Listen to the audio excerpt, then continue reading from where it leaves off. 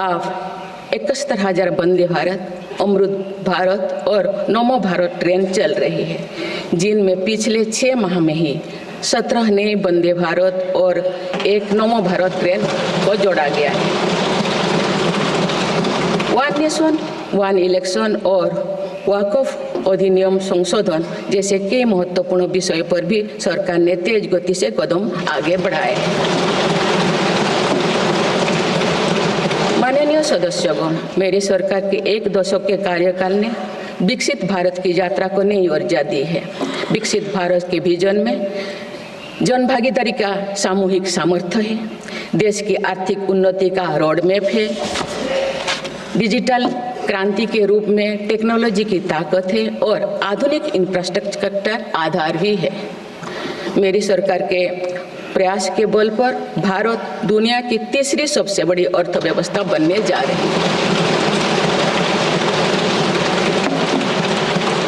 विकसित भारत की उड़ान को हमारे संविधान के आदर्शों का सतत मार्गदर्शन मिलता रहे, इसके लिए सरकार ने सेवा, सुशासन, समृद्धि और स्वाभिमान इन प्रमुख सिद्धांतों को गवर्नेंस के केंद्र में रखा है।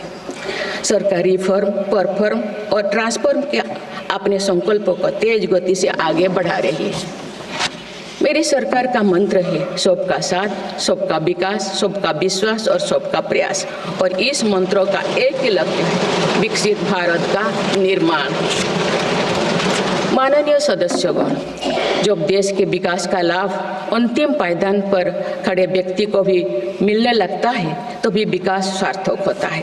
मेरी अंत्योदय की वह भावना है जिसके प्रति मेरी सरकार संकल्पित रही है। गरीब को गरिमापूर्ण जीवन मिलने से उसमें जो सशक्तिकरण का भाव पैदा होता है और गरीबी से लड़ने में उसकी मदद करता है। स्वच्छ भारत अभियान के तहत बने 12 करोड़ शौचालय, प्रधानमंत्री उज्ज्वला योजना के तहत निःशुल्क दिए गए 10 करोड़ गैस कनेक्शन, 80 करोड़ जरूरतमंदों का राशन, सौभाग्य योजना, जल जीवन मिशन जैसे अनेक योजनाओं में गरीब को ये भरोसा दिया गया है कि वे सम्मान के साथ जी सकते हैं। ऐसे ही प्रयासों की वजह से देश के 25 करोड़ लोग गरीबों को परास्त करके आज अपने जीवन में आगे बढ़ रहे हैं। इन्होंने न्यू मिडिल क्लास का एक ऐसा समूह तैयार किया है जो भारत की ग्रोथ को नई ऊर्जा से भर रहा है।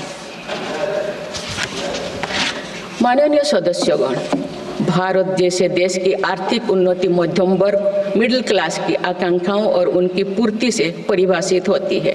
मध्यम वर्ग जितने बड़े सपने देखेगा, देश उतने ही ऊंचा उड़ान भरेगा। मेरे सरकार ने मुक्त स्वर से मध्यम वर्ग के योगदान को न केवल स्वीकारा है बल्कि हर मौके पर उसे सराहा भी है। सरकारी कर्मचारी भी मिडिल क्लास के अहम प्रतिनिधि है। हाल ही में मेरी सरकार ने सरकारी कर्मचारियों के कल्याण के लिए 8वें वेतन आयोग के गठन का निर्णय लिया है। ये निर्णय आने वाले वर्षों में सरकारी कर्मचारियों के वेतन में बड़ी वृद्धि का आधार बनेगा। केंद्र सरकार के लाखों कर्मचारियों का यूनिफाइड पेंशन स्कीम के तहत 50% सुनिश्चित पेंशन देने का निर्णय भी लिया गया है, जिसका व्यापक स्वागत हुआ है। मध्यम वर्ग का अपने घर का सपना पूरा करने के लिए भी मेरी सरकार प्रतिबद्ध है।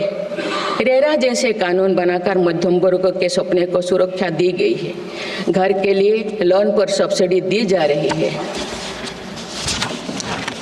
उड़ान योजना ने लगभग 1.5 करोड़ लोगों का हवाई जहाज में उड़ने का सपना पूरा किया गया है। जन औषधि केंद्रों में 80% रियायती दरों पर मिल रही दवाओं से देशवासियों की 30,000 करोड़ रुपये से ज़्यादा बचे हैं।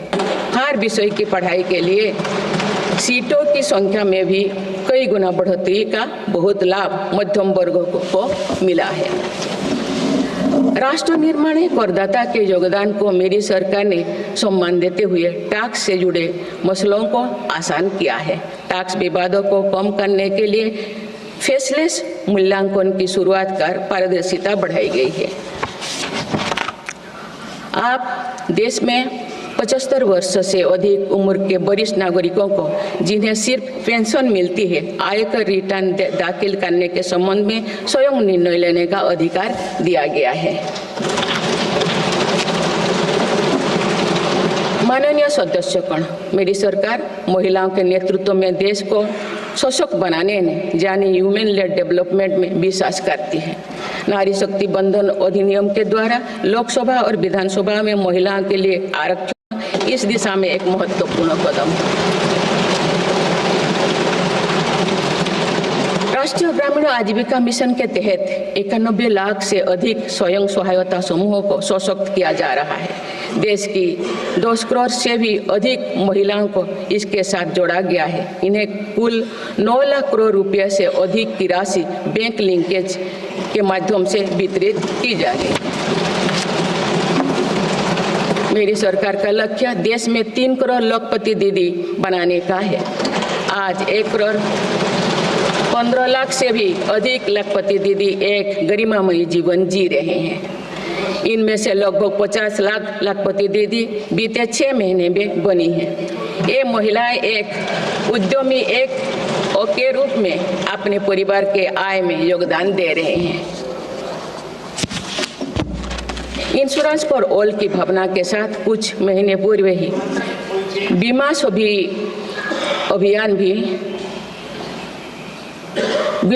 अभियान भी शुरू किया गया है। हमारे बैंकिंग और डिजी पेमेंट्स सखियां दूर दराज के इलाकों में लोगों को वित्तीय व्यवस्था से जुड़ने में महत्वपूर्ण भूमिका निभा रहे हैं।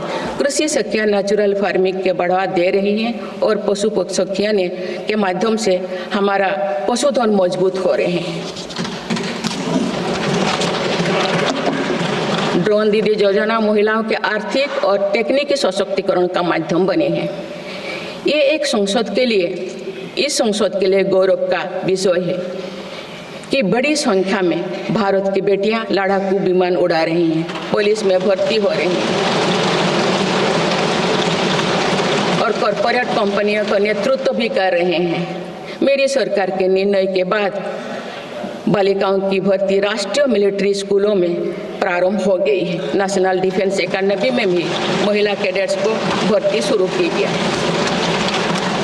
हमारी बेटियां आज ओलंपिक में मेडल लाकर देश को भी गौरवान्वित कर रही हैं।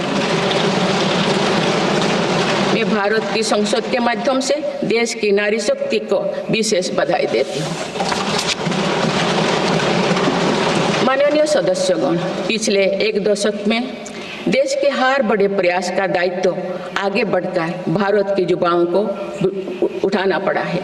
आज हमारा युवा स्टार्टअप स्पोर्ट्स से लेकर स्पेस तक हर फील्ड में देश का नाम रोशन कर रहे हैं। माय भारत पोर्टल के जरिए लाखों युवा राष्ट्र निर्माण के कार्य से जुड़ रहे हैं। पिछले 1 दशक में मेक इन इंडिया, आत्मनिर्भर Bharat, startup India, stand up India और डिजिटल इंडिया जैसी पहल ने युवाओं को रोजगार के अनेक अवसर प्रदान किए हैं। पिछले 2 वर्षों में सरकार ने रिकॉर्ड संख्या में 10 लाख स्थायी सरकारी नौकरियां प्रदान की गई। मेरी सरकार ने युवाओं के बेहतर कौशल और नए अवसरों के सृजन के लिए 2 लाख करोड़ रुपया का पैकेज स्वीकृत किया है। 1 करोड़ युवाओं के लिए इंटर्नशिप की व्यवस्था से युवाओं को ग्राउंड पर काम करने का अनुभव प्राप्त होगा। आज देश में 1.5 लाख से अधिक स्टार्टअप है जो इनोवेशन के स्तंभ के रूप में उभर रहे हैं।